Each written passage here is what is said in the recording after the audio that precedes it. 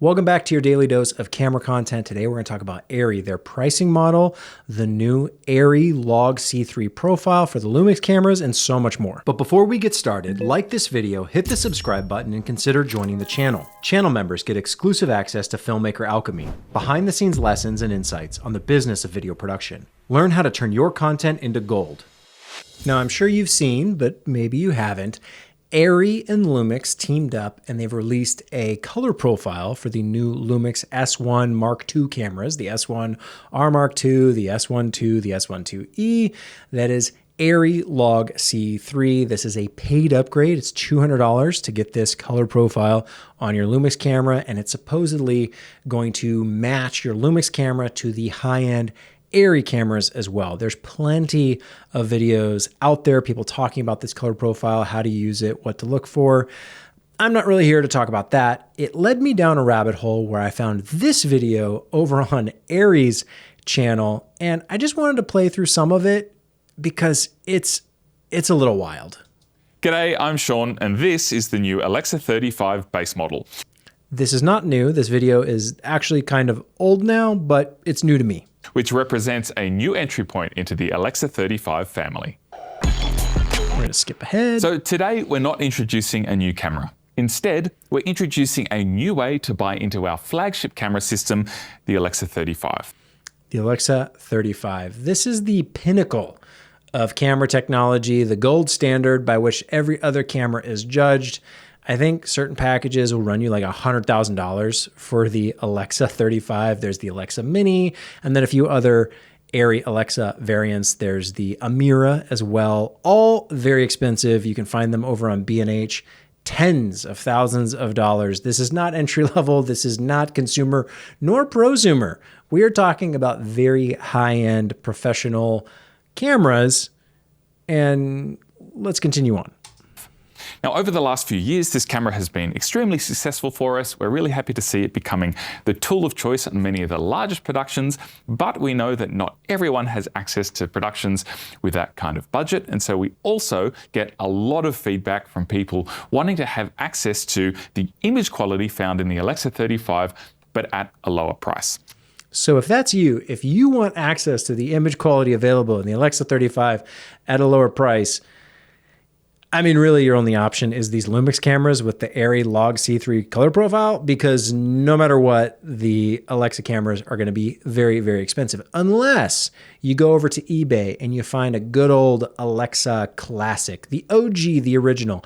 Those can be found at a steep discount these days. There's maybe a few other Alexa models that variants have come out over the years, but certainly any discounts on the Alexa 35 are really probably insignificant in the grand scheme of things, because if you're dishing out 50,000, 70,000, 100,000, like a couple thousand here or there, is that really saving the day for you? I guess maybe if you're looking at getting multiples of cameras, but honestly, the best way to achieve the Arri look is probably with these Lumix cameras if you're on a budget. So today we're introducing a new way to buy an Alexa 35, which is called the Alexa 35 base model. And it's basically a camera which has the features that, through a lot of analyzing usage statistics and talking with customers, we've kind of whittled down to whatever those features are that are most commonly used, which is basically 4K ProRes 16:9 in up to 60 frames per second. And then if you want features beyond that, such as anamorphic or open gate, well, then you can purchase them as individual licenses on a weekly, monthly, yearly, or permanent basis.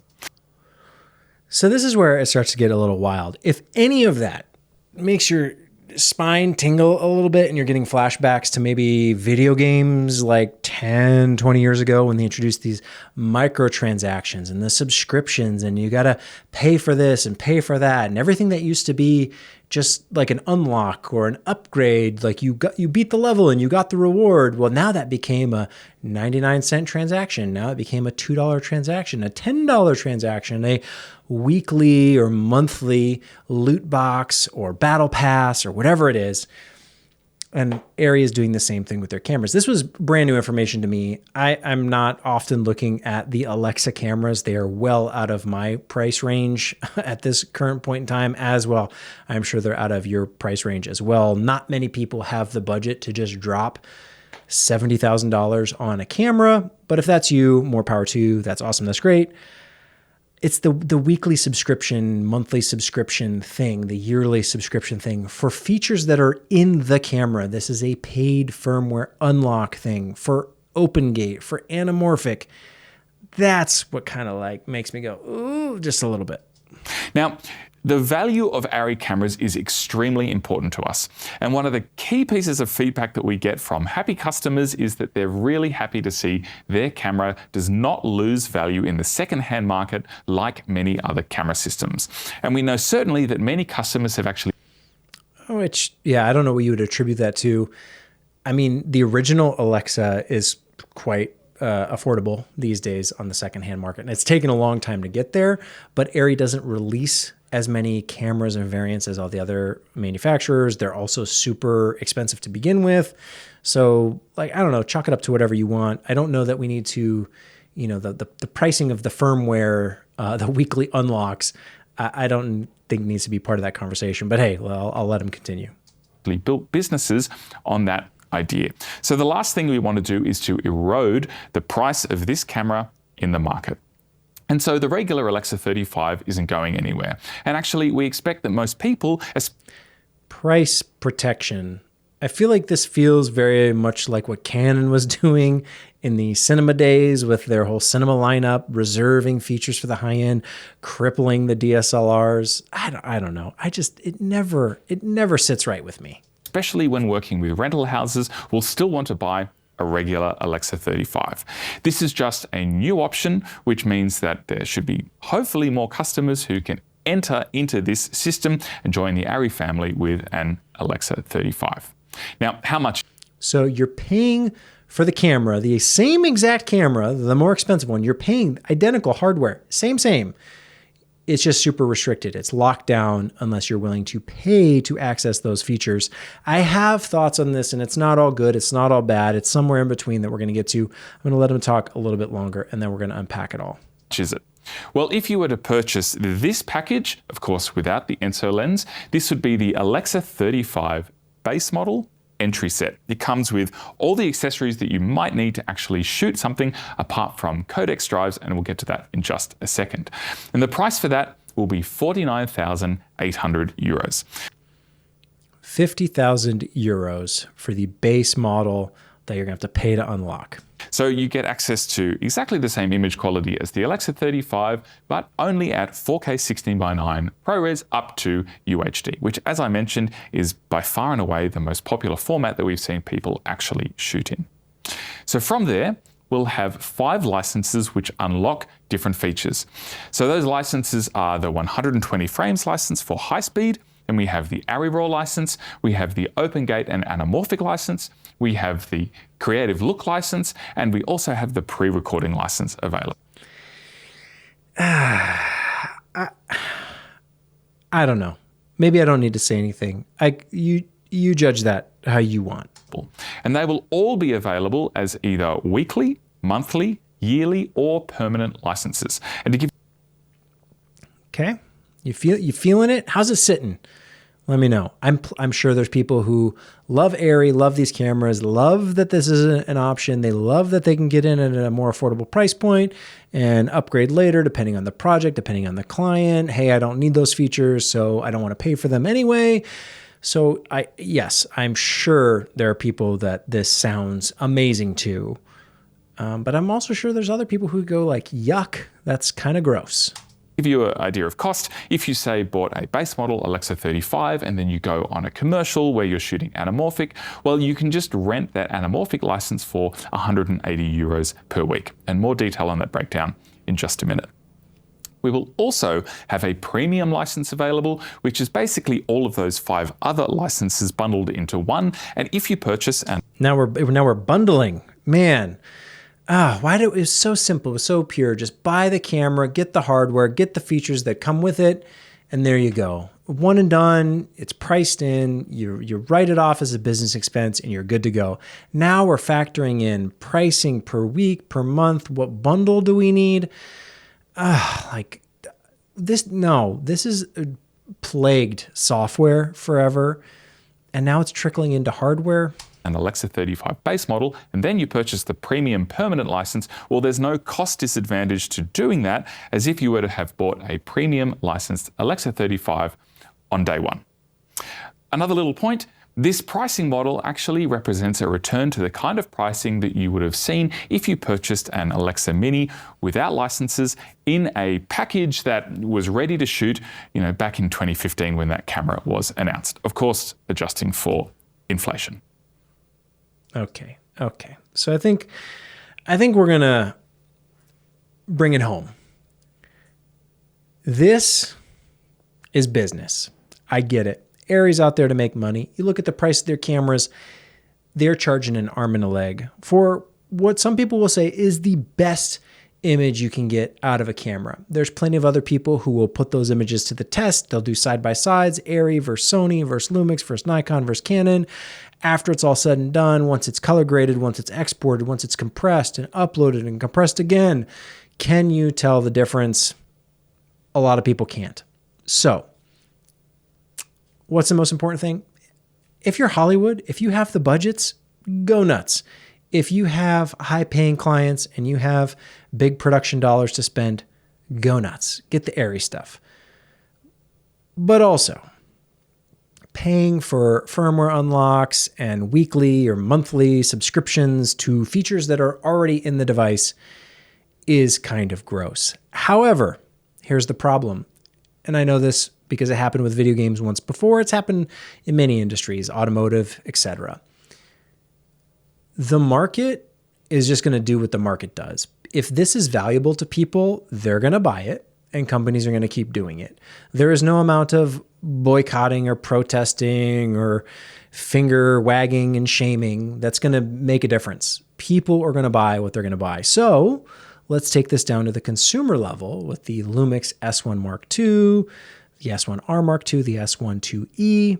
All these new Lumix cameras have this ability, and the GH7, let's not forget, have the ability to unlock via firmware Arri Log C3, this colored profile, to shoot with the Arri color science calibrated for the cameras, supposedly. I don't know what they did behind the scenes. I don't know what they do in their labs doing all their test charts, but let's say they do this. They spend the time, the investment.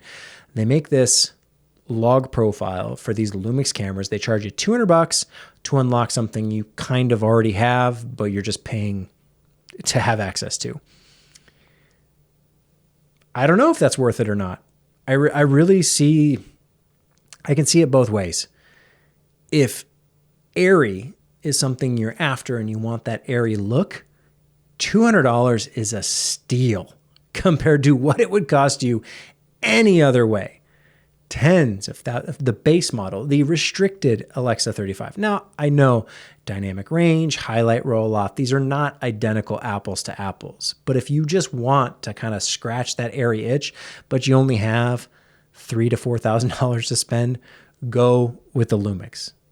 And $200 is a drop in the bucket compared to what it would actually cost to be in the Arri Alexa system, the real legitimate one, the actual hardware. The market is going to do what the market does. If people buy this stuff, they're going to keep doing it, and it's going to happen.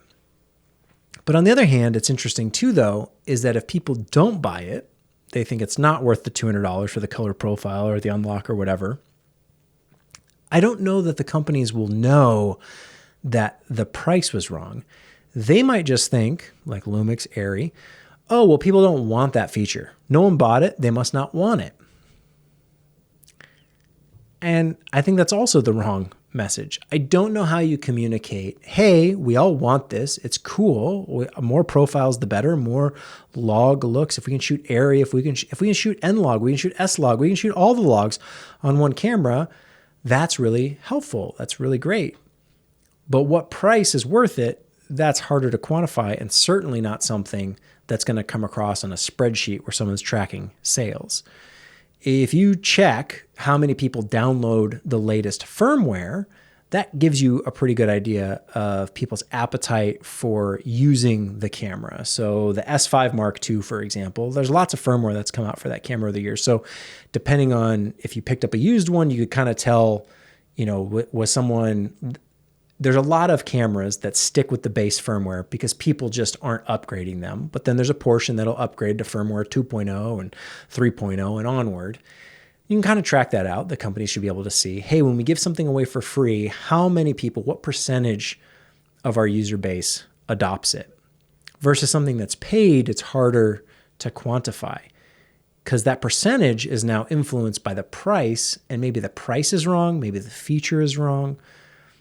I don't know.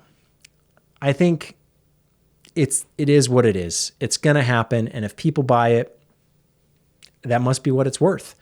They're willing to spend the $200 for a color profile. They're willing to spend the 180 euros to unlock anamorphic for a week. I think I'd prefer the camera that just has all the features ready to go, that I'm not paying for license keys and unlocks. But also, I'm not in the market for this type of camera either. I fear the day, 10 or 20 years from now, where it is all paywalled, where it's all behind a weekly, monthly subscription.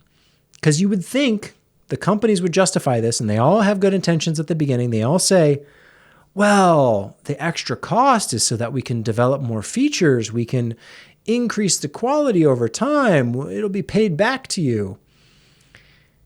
And if you know anything about Adobe, you probably know that that's not always true. That's not the case. That monthly subscription to have the Adobe suite, you're kind of wondering, what am I paying for? Yes, new features trickle out here and there, but is it worth it in the end? And then here comes Blackmagic with Blackmagic Design, DaVinci Resolve. Here we go, which is such a hodgepodge of words, by the way. I haven't heard anyone talk about this. Blackmagic on its own is two words in one, but it's Blackmagic Design, and it's not Resolve, it's DaVinci Resolve. So Blackmagic Design, DaVinci Resolve is the name. That is a mouthful. I don't know what that means other than it's just annoying. Versus Premiere Pro, that's super easy to say. But DaVinci Resolve, you buy it and you have it and it does what you need it to do. Is it any wonder that people like that model, that's catching on? I think at one point, DaVinci Resolve, it was if you bought it, you got the upgrades for free. I don't think they've stuck with that.